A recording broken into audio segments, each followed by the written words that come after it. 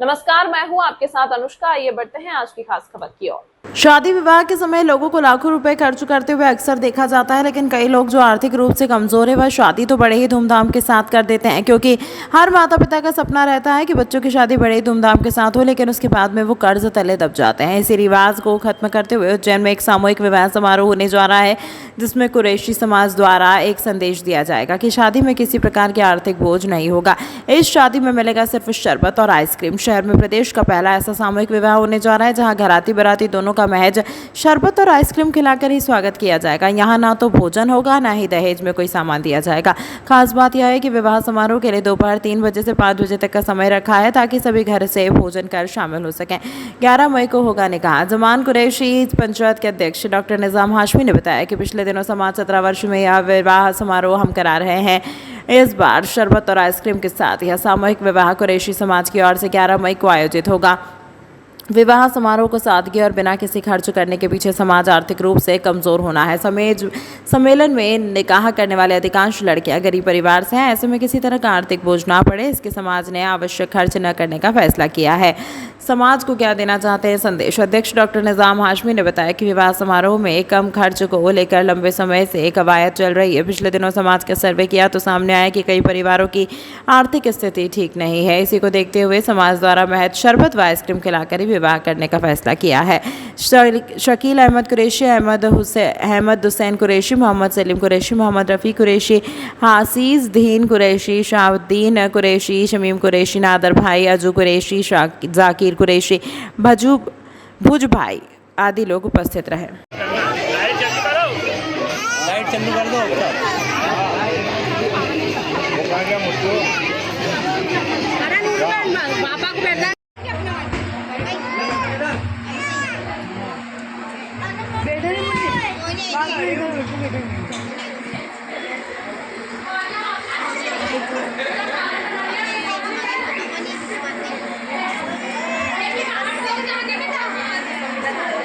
आप इसमें शुरुआत कर रहे हैं, किस तरह की शुरुआत, कितने वर्षों से आप करते आ रहे हैं, क्या सोच के आपने ये करा इस बार?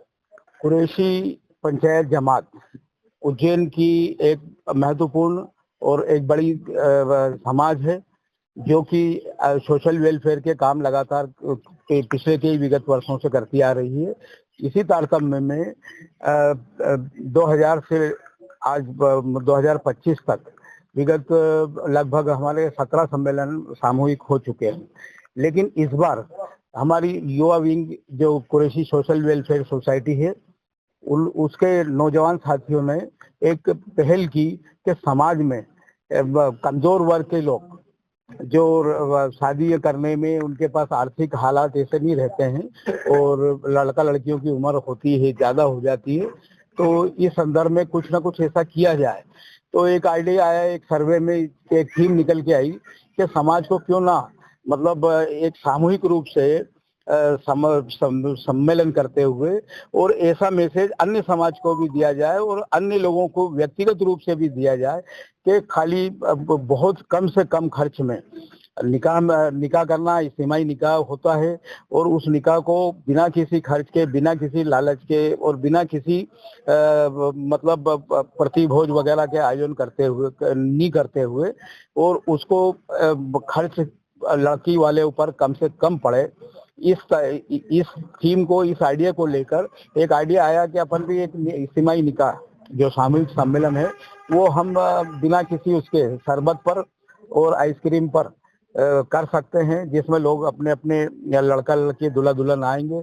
उनकी यहाँ इज्तिमाई तारीख 11 मई को सामूहिक रूप से उनका निकाह और विवाह समारोह यहाँ संपन्न होने जाएगा, जिसमें 22 जोड़ों का यहाँ पर मतलब हमारे पास एंट्री है, जिनका निकाह यहाँ पर होने जाएगा।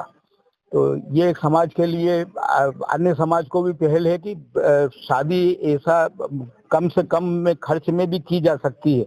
इसके पीछे मेन मकसद यही है हमारा और हमारे युवा साथियों का कि कम से कम खर्च में हम समाज में ज्यादा से ज्यादा लोगों को ये दें कि इज्तिमाई शादी नहीं करते हुए भी आप व्यक्तिगत तौर से शरबत पर या मतलब पानी पर या किसी भी तरह से बिना खर्च किए हुए आप शादी कर सकते हैं और अपने बच्चियों को सही समय पर सही उम्र में उनकी शादी कर उनको अपने घर गृहस्थी के जीवन में प्रवेश करा सकते हैं। देखा जाता है जैसे सामाजिक संस्था बहुत सारी दुल्हन को कुछ ना कुछ दहेज के रूप में देती है। हाँ देती हैं, लेकिन हम चूंकि समाज के ऊपर कोई बोझ नहीं, क्योंकि देखो हम अगर इस कंसेप्ट को ऐसे भी कर सकते थे कि हम लोगों से चंदा लेके करते और भोजन भी कराते और इज्तिमाई रूप से उनको कुछ लेन देन करके गिफ्ट भी देते, लेकिन हमने इस थीम को इसको इसलिए रखा है कि ताकि हम हर बार जो है हम भी सम्मेलन करें तो हमें किसी को आर्थिक रूप से पैसा नहीं लेना पड़े, किसी से चंदा इकट्ठा नहीं करना पड़े और लोगों को भी ये मैसेज है कि आप भी बिना किसी कर्ज लिए हुए, बिना किसी चंदे के, बिना किसी के आपका एहसान लिए हुए आप शादी कर सकते हैं। कितने जोड़े कहाँ से आ रहे हैं? हमारे यहाँ पर ज्यादातर जोड़े तो उज्जैन शहर से ही हैं और आसपास के भी हैं। हमारे यहाँ पर उज्जैन के आसपास के इंदौर, राऊ वगैरह के भी हैं, 5 बारह के बाहर की भी राऊ से भी आ रही हैं। तो मतलब उन सबको मतलब ठहरना, खाना पीना, ये वो सब उनकी व्यवस्था अपने अपने हिसाब से लड़की वाले भी करेंगे और समाज के हिसाब से यूथ विंग भी करेंगे। कब से चालू होंगे प्रोग्राम? ये प्रोग्राम आज हल्दी की रस्म है, आज से ही मतलब शाम से इसकी शुरुआत होगी। कल से मामेरे वगैरह जो लगते हैं, पूरा एक इज्तिमाई निकाह नहीं कर रहा, हमें इज्तिमाई शादी जिसको कहते हैं ना, इज्तिमाई समाज का एक सामूहिक जश्न के रूप में मनाते हैं हम इसको, जिसमें समाज के सारे लोग सम्मिलित होते हैं। इंदौर, उज्जैन, महू, नीमच, नागदा, रतलाम, आसपास के राजस्थान से के भी आते हैं लोग, जयपुर, आपके महाराष्ट्र से भी आएंगे, जयपुर से, क्योंकि सबके रिश्तेदारी कहीं ना कहीं लगी हुई है। तो कोई बारात में आएगा, कोई अपने इन्विटेशन पे आएगा, कोई लड़के की बारात में आएगा, कोई लड़की वाले के रिश्तेदार हैं, उस हिसाब से आएंगे। आपका नाम? डॉक्टर निजाम हाशमी, अध्यक्ष उज्जैन कुरैश पंचायत समाज। यात्रा को कलेक्टर रोशन कुमार सिंह और विधायक अनिल जैन कालूहेड़ा, निगम अध्यक्ष कलावती यादव ने हरी झंडी दिखाकर रवाना किया। उज्जैन में सिंहस्थ के आयोजन को लेकर शासन प्रशासन द्वारा जोर शोर से तैयारी की जा रही है। सरकार की मंशा है कि सिंहस्थ के लिए स्थायी निर्माण कार्य हो और इसके लिए किसानों की जमीनों का अधिग्रहण करने का काम भी चल रहा है। वहीं प्रेस क्लब में इसकी सहभागिता है। अध्यक्ष विशाल सिंह हाड़ा के नेतृत्व में रथ यात्रा का आयोजन किया गया। वहीं प्रसिद्ध रंगकर्मी हाफिज खान के निर्देशन में कलाकारों द्वारा नुक्कड़ नाटक की प्रस्तुति दी गई। कलाकार रथ यात्रा के दौरान नुक्कड़ नाटक के माध्यम से किसानों को योजना के संबंध में जानकारी देंगे। देखिए, जैसा आपको विदित है, सिंहस्थ 2028 के पहले जो सिंहस्थ सिटी का जो एक प्रस्ताव है, जिससे कि जो महापर्व रहेगा वो एकदम सुनिश्चित तरीके से हो, उसके बारे में किसान भाइयों को अवगत कराने के लिए प्रेस क्लब के द्वारा एक अभिनव पहल की गई है, जो कि बहुत बधाई का काम है। और मैं प्रेस के सभी साथियों का, प्रेस क्लब का बहुत धन्यवाद ज्ञापित करता हूं जो इसमें इन्होंने ये पहल की है।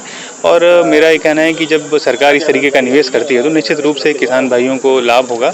और ये एक मॉडल है जिसमें जो भागीदार जो हैं वो किसान भाई भी रहेंगे। और यकीन मानिए, जब ये विकास हो जाएगा तो निश्चित रूप से सभी लोगों की भलाई होगी। यातायात थाने से इन टीमों को ट्रैफिक डीएसपी विक्रम सिंह कनपुरिया एवं दिलीप सिंह परिहार द्वारा हरी झंडी दिखाकर रवाना किया गया। शहर में कहीं भी यातायात जाम की स्थिति बनने पर संबंधित क्यूआरटी उस स्थान पर पहुंचकर ट्रैफिक जाम खुलवाएगी। इन टीमों का कार्य होगा कि कहीं भी यातायात जाम की समस्या होने पर तत्काल कार्रवाई करें और जाम को हटवाएं। ट्रैफिक डीएसपी विक्रम कनपुरिया ने बताया कि इन टीमों को 5 से 10 मिनट के अंदर घटनास्थल पर पहुंचकर यातायात जाम को खुलवाने के निर्देश दिए गए हैं। यह नंबर शहर के निवासियों के लिए एक महत्वपूर्ण संसाधन होगा। यह नंबर जो यातायात जाम की समस्या की रिपोर्ट करने और तत्काल सहायता प्राप्त करने में मदद करेगा। उज्जैन पुलिस के उद्देश्य शहर में यातायात व्यवस्था को सुगम और सुरक्षित बनाना है, वहीं शहर की व्यवस्था में सुधार होगा। साथ ही ट्रैफिक व्यवस्था को सुगम बनाने के लिए कई मार्गों को एकांकी मार्ग में परिवर्तित किया गया है। पुलिस अधीक्षक महोदय उज्जैन के मार्गदर्शन एवं निर्देशन में आमजन को यातायात की जाम की समस्या से निजात पाने के लिए सर द्वारा निर्देशित किया जाता है कि ऐसी एक क्यूआरटी टीम बनाई जाए जो तत्काल 5-10 मिनट के अंदर उस जगह पहुंचकर वहां से यातायात जो जाम हो रहा है उसको दुरुस्त करवाए, उसको हटवाए।